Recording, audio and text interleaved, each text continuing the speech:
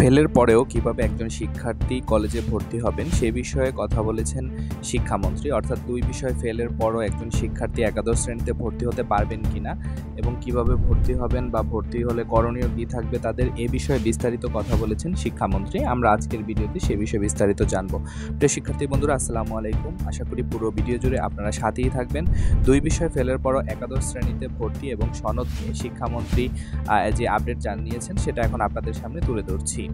শিক্ষামন্ত্রী মহিবুল হাসান চৌধুরী জানিয়েছেন, এসএসসি পরীক্ষায় ১ বা ২ বিষয়ে অনুত্তীর্ণ শিক্ষার্থীদের একাদশে শ্রেণীর ভর্তির সুযোগ রাখা হলেও তাদের সনদ দেওয়া হবে না। দুপুরে সচিবালয়ে সাংবাদিকদের এক প্রশ্নের জবাবে এসব কথা বলেন শিক্ষামন্ত্রী বলেন, এসএসসি পরীক্ষায় ১ বা ২ বিষয়ে অনুত্তীর্ণ শিক্ষার্থীদের একাদশ শ্রেণীতে ভর্তির সুযোগ আগেও ছিল।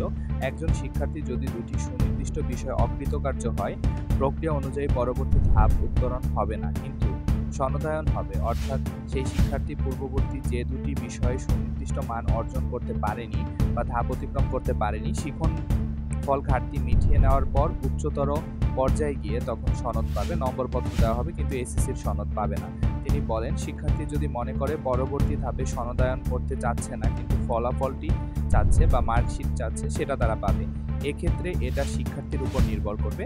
তারা যদি উচ্চ মাধ্যমিকে পূর্ণ সনদায়ন না চায়, যেহেতু আমরা এখন উচ্চ মাধ্যমিক পর্যায়ে এই প্রক্রিয়াটি শুরু করিনি, তারা উচ্চ মাধ্যমিক পর্যায়ে পূর্ণ সনদায়ন পাবে না, কারণ তাদের কাজে যোগদান করতে হলে বিষয়ে উত্তীর্ণ হয়ে কাজে যোগদান করতে হবে তা নয়।